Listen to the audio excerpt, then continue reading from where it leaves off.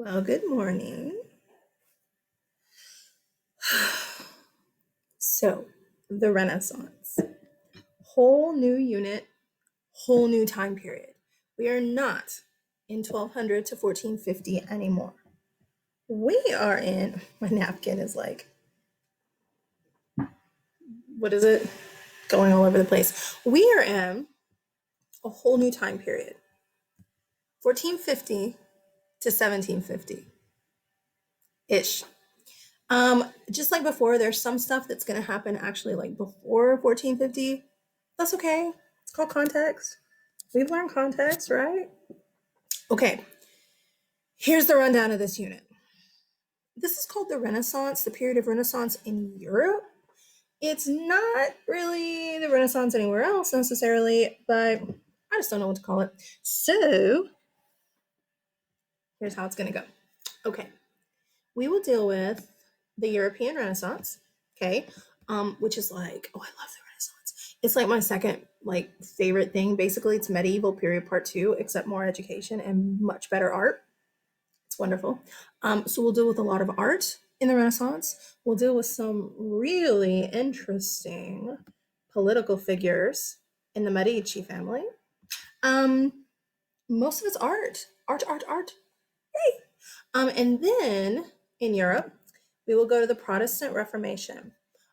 If you are Christian and you are like any denomination other than Catholic, if you are Methodist or Presbyterian or Lutheran or oh my gosh, I can't think of anything, Baptist or whatever. Of course, the Baptists are a little different, but that's okay. If you're anything other than Catholic, this kind of is when your church was created ish. Okay. Then, after we deal with that, we will go to the scientific revolution. This is a weird little thing that doesn't really happen in the Renaissance, but it does happen during this time period, like in the 1700s, even on early into the 1500s.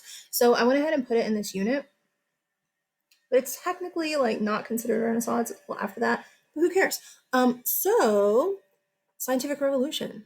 Like we're gonna look at how all these different men from like different kingdoms, totally different places, take a scientific idea that they don't necessarily understand and they build on it from different time periods, from different places to figure out the universe.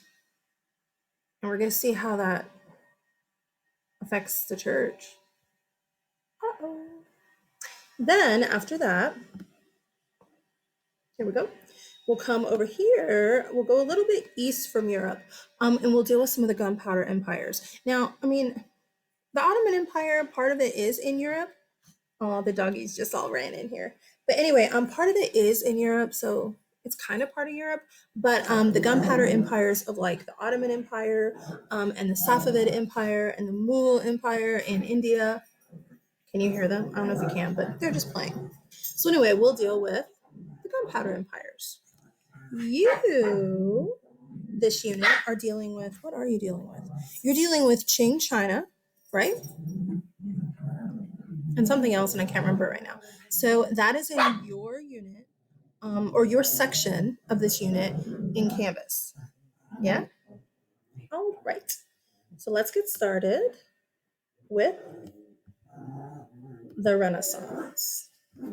Okay. The word Renaissance simply means rebirth. That's it. Rebirth. You can have a Renaissance of anything. If your grades kind of sucked at the beginning of the school year, and now you've decided, you know what, I'm going to get my crap together because, oh my gosh, sophomore year actually counts to like GPA and stuff, you've had an educational renaissance. If you have a on again, off again relationship with somebody, which we see a lot in high school, and you guys have been separated and then you get back together, you've had a relational renaissance. Renaissance just means rebirth, to begin something again. Now, in this situation, we're talking about education and art predominantly. I mean, there's other things, of course, but especially education and art. Okay, you know, I love the medieval period, and I'm not dissing them, but medieval Europeans, oh, I forgot to set my timer. I try to keep up with how long these videos are. Oops. Anyway, education wasn't really a priority in the medieval period. Well, it kind of explodes in this time period. Okay? And you're like, that's not cool at all.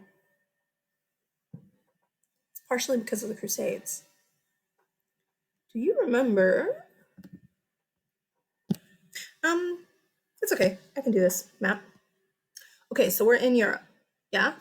Okay, so do you remember the Crusades were fought over the Holy Land, right? Because we have the Muslims that took away the Holy Land, right?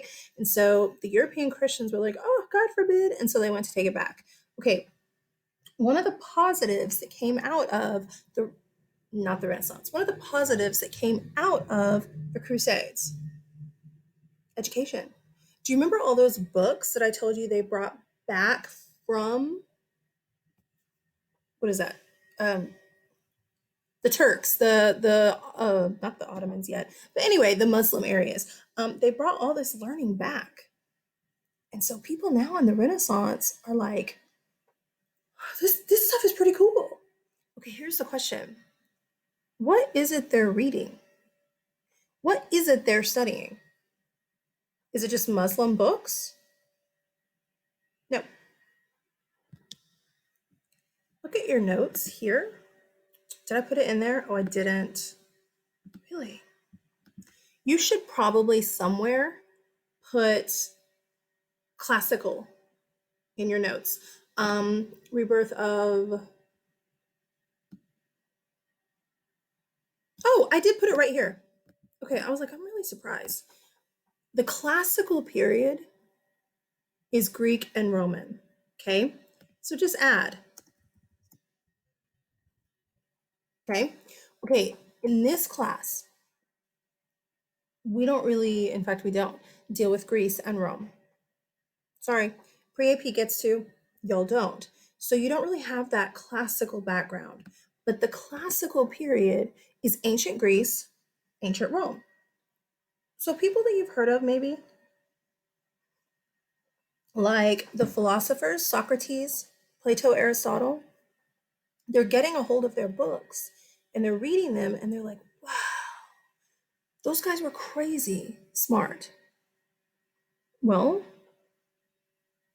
rereading these, well, I guess not rereading, reading these books is also educating the Europeans. And they're just eating up all this classical knowledge, okay? Education kind of naturally causes curiosity. When you start getting educated in something and it ignites this like passion in your heart and you're like, "Ooh, that's cool." What do? You go to your phone and you start googling stuff. And you're like, "Ooh, tell me more about this and this and this and this." Why? Because you're curious. Think about little kids. When they get educated and they learn how to talk, they start asking a question. Sometimes it's the most annoying question a child can ask.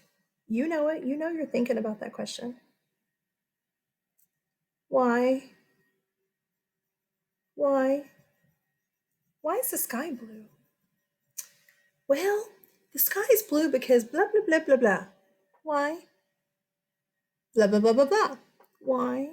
Why? Guys, it's natural for them to be curious and for them to want to like get more educated. It's the like cool thing for people to be like, "Ugh, I hate school." It's not cool in an AP class. That being said, think about most of your AP level friends. Most of your AP level friends, or even the people just sitting around you in class, most of them want to be educated. Most people don't just want to sit in their stupidity. Guys, I'm telling you, uneducated people can be controlled. And unfortunately, they're always the loudest one saying, "You can't control me." Hmm. Uneducated people can easily be controlled. In the medieval period, whenever we have the feudal system, do you think those lords, do you think those nobles were educating their serfs, their peasants? No. If you keep the lower people uneducated, they can be controlled. Look at every civilization that was oppressive throughout history and look at their education level. You want to control people? Education. Don't let them think. Don't let them search for answers. Huh. During this time, people start wanting more. They read a little bit of this Greek and Roman stuff. Some of these big deal philosophers, Cicero and these big deal names, they're like, wow, these people are so smart.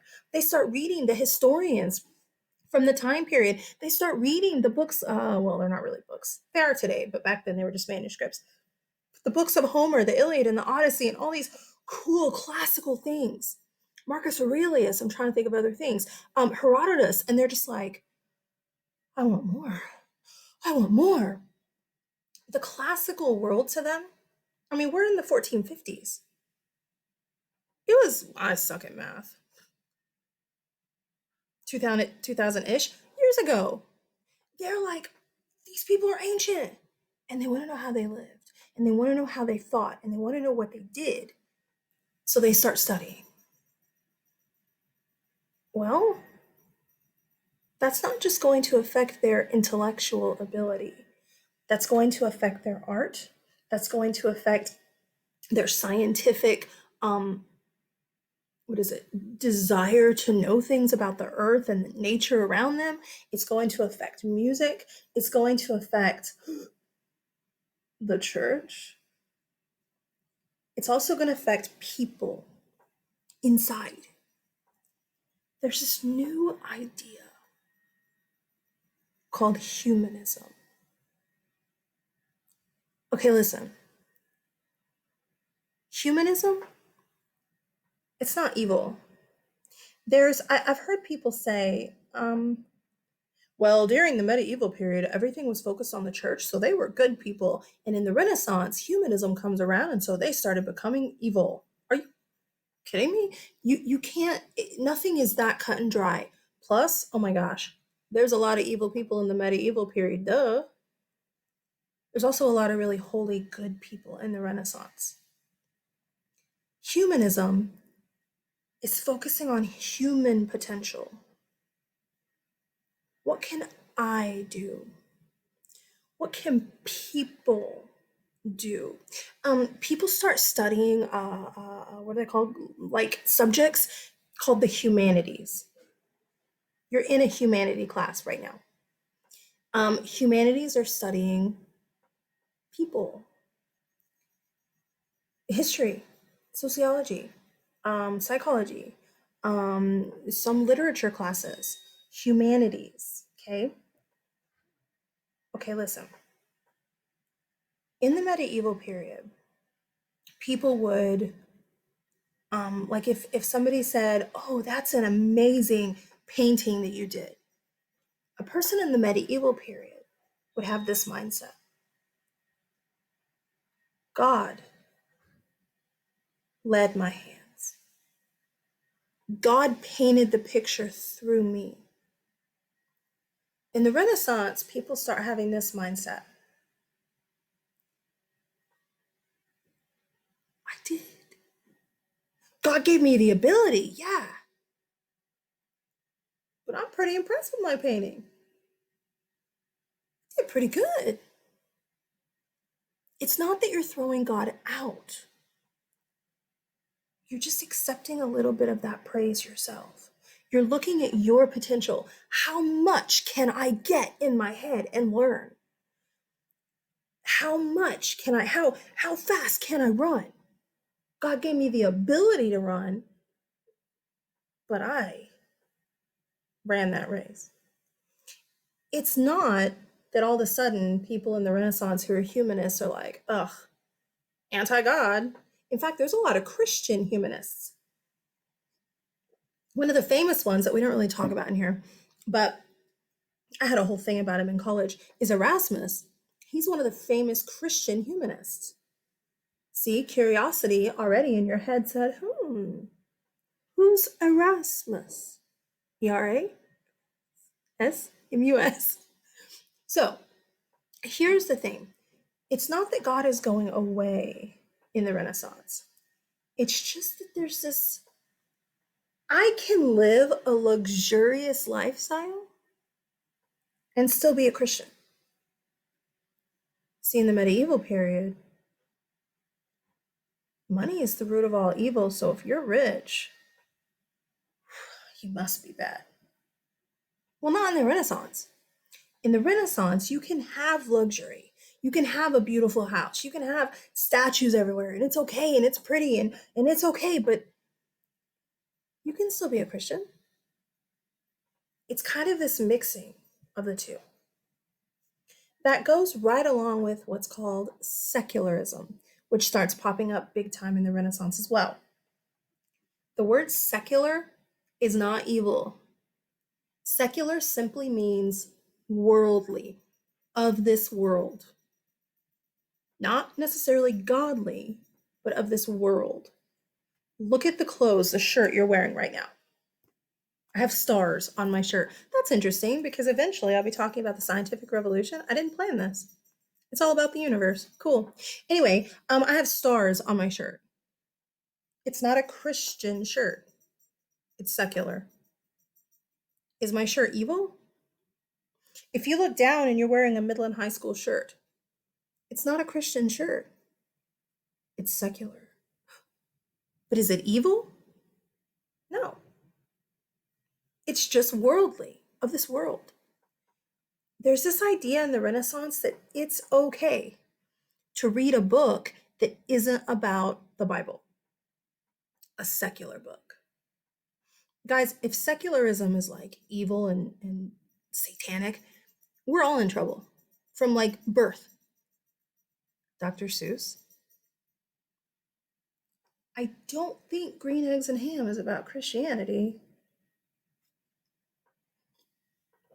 Don't think secularism means evil. It just means worldly. And really, truly, people start thinking, I can paint a picture, a portrait, a big, massive fresco on a wall of a classical scene, Greek or Roman. And I'm not going to go to hell for that. It's okay for me to write a book about, I don't know, green eggs and ham. And it's not about God, but I'm not going to go to hell for it. People start going, okay, I love God and I'm a Christian. But everything I do doesn't have to be focused on the Bible all the time. It's okay. Does that make sense? That being said, all this starts in Florence, Italy.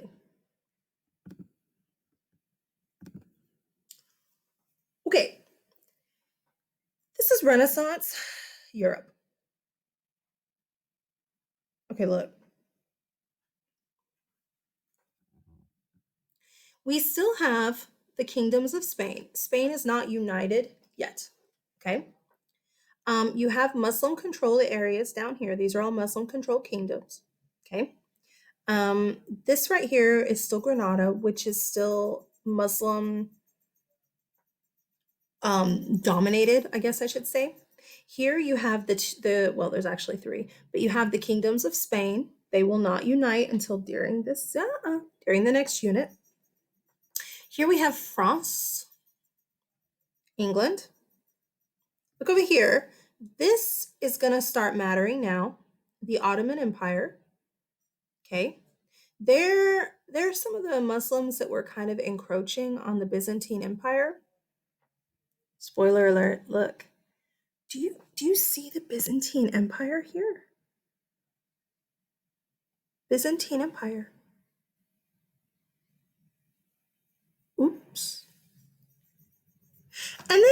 at this holy mess.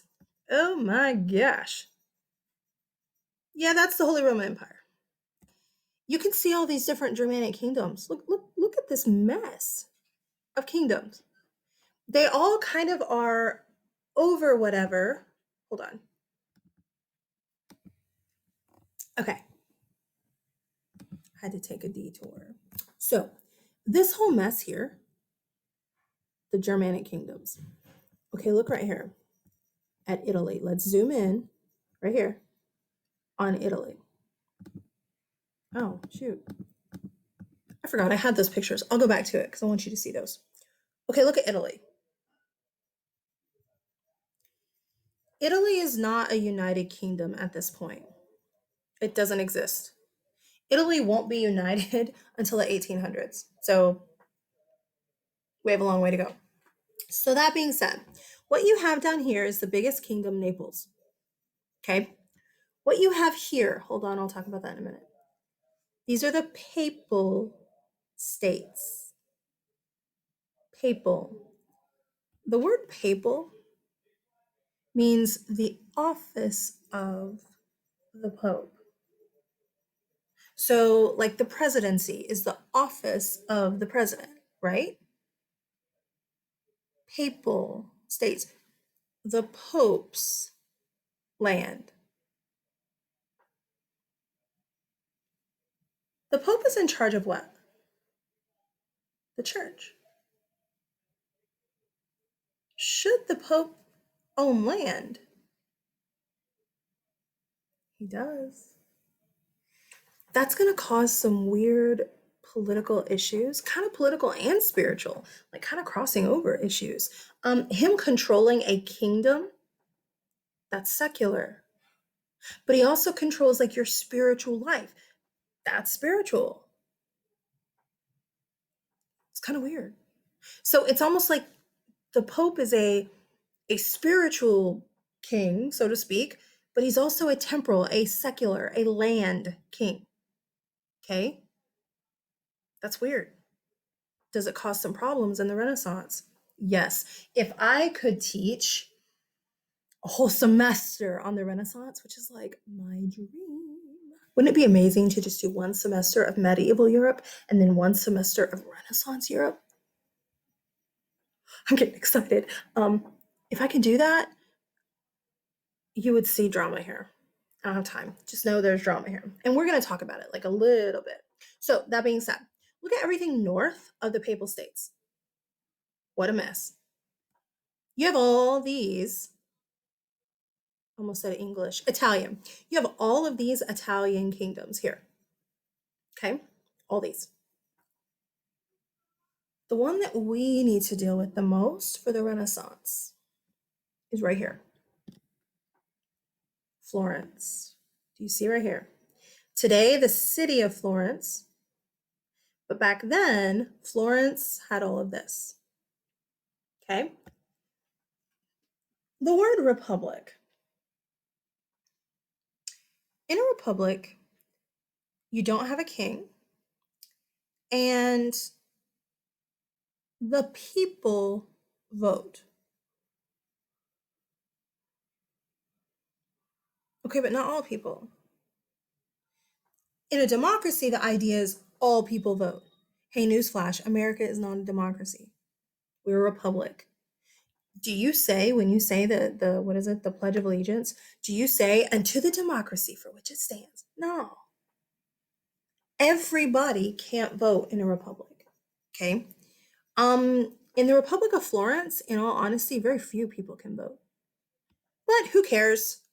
We have Florence, okay? Florence is really where everything like gets going. It's where everything gets started. And it's because of trade routes. They're trading here with the peoples this way. Okay, look, I do want you to see these differences in art. Okay, look. In the Greek, a piece of hair. In the Greek and Roman period, okay, the classical period, you had a lot of white marble statues. Now, I know you're like, that's not white.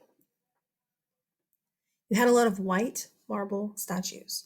And the Greeks, especially, were like really obsessed with proportions, getting the body in perfect proportion. They were also obsessed with making their statues look accurate to the person. Okay. I have freckles that I cover up.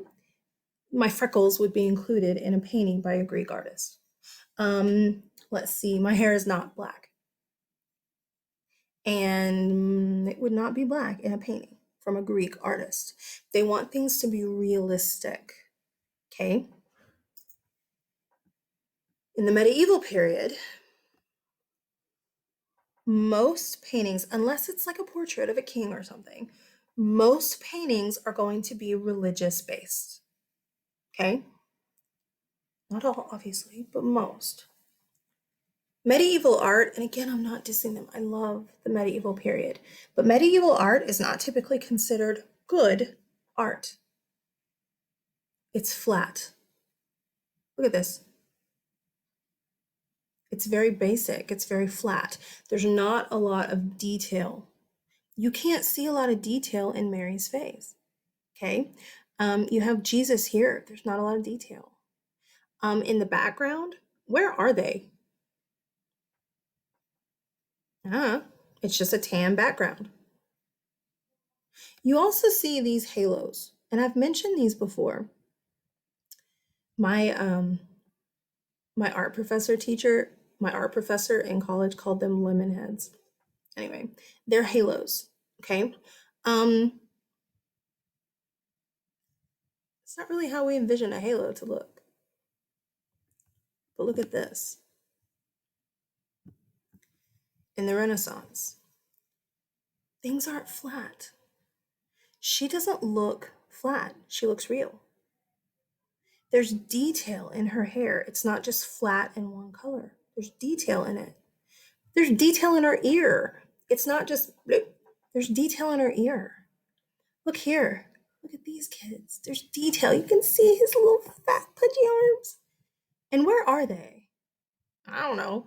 They're supposed to be like sitting in front of another painting. That's what they've drawn here. They've drawn them sitting and standing in front of another painting.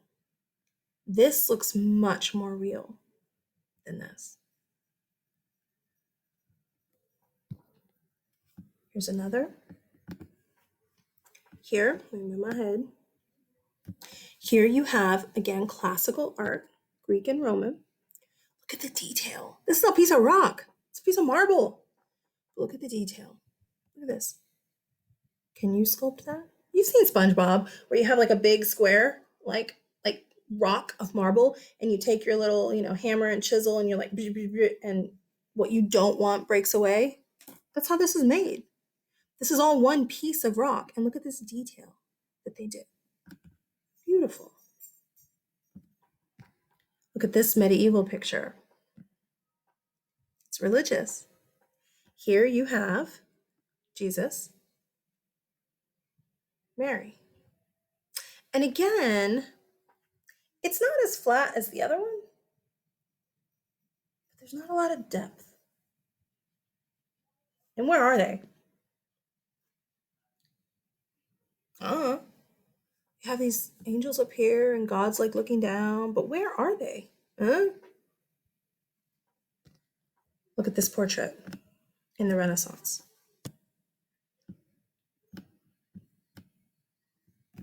He looks like a real person. He doesn't look flat.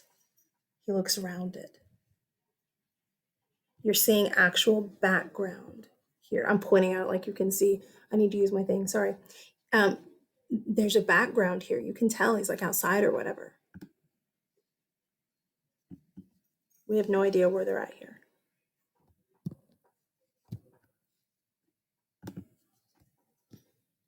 These are both two pictures of Mary and Jesus in the Renaissance. And then over here, the medieval period. Okay.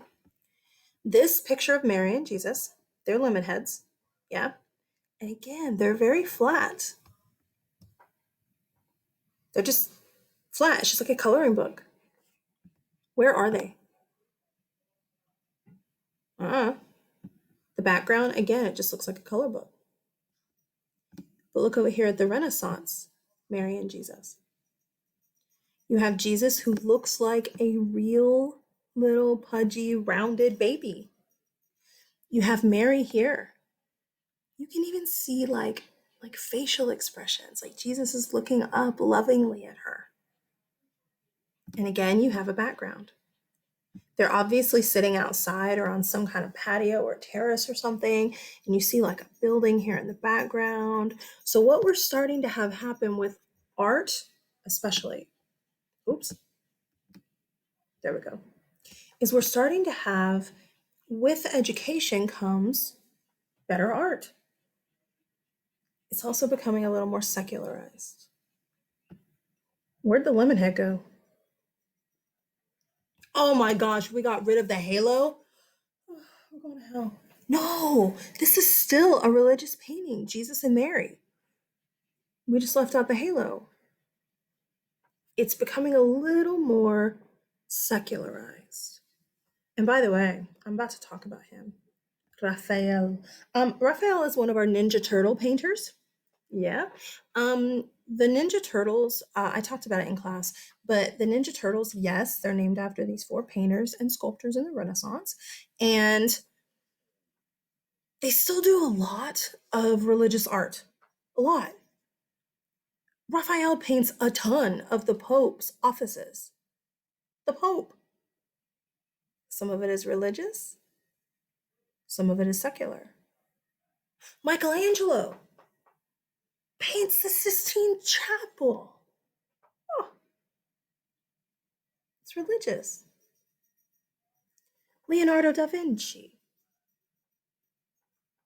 paints the Last Supper. There's a lot of question as to whether he was even a believer or not, but who cares? Donatello, honestly, we're not going to talk about him a lot.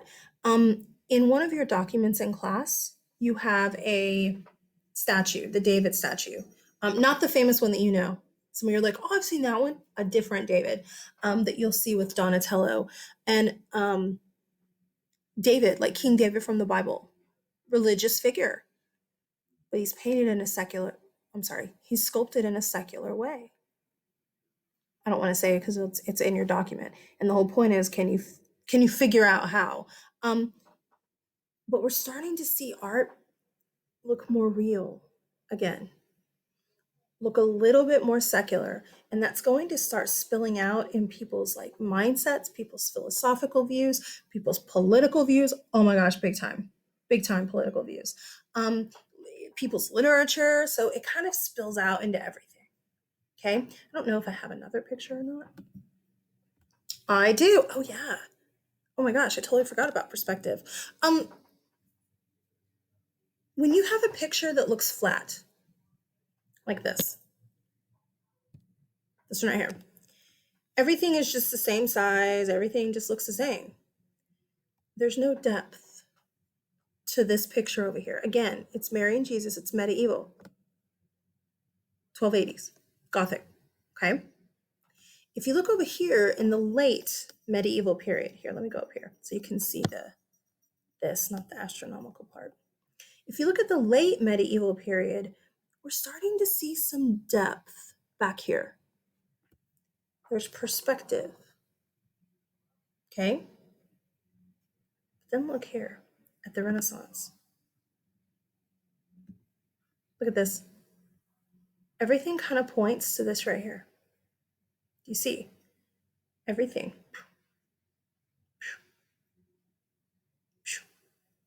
Okay, this painting over here, right here, kind of gives you a psh with the people. And look right here. The people in the background are smaller. In this one, the people in the background, they're not really smaller. So you don't get any depth in that painting in the medieval period. Okay. Even here with this, where you're starting to see some depth, this up here, this tower, it's not really smaller than this. These are, which gives you kind of an illusion of some depth, but that should be smaller probably. That would give you more depth. Sorry, you guys. I do art history, which means you do too. So anyway, we're getting into this use of perspective, which is going to make things look much more real. Do you see? Where'd my arrow go?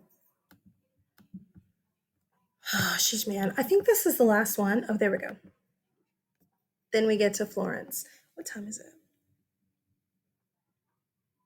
I won't get more than this done in a day, so we will deal with De Medici in the next video. Auf Wiedersehen.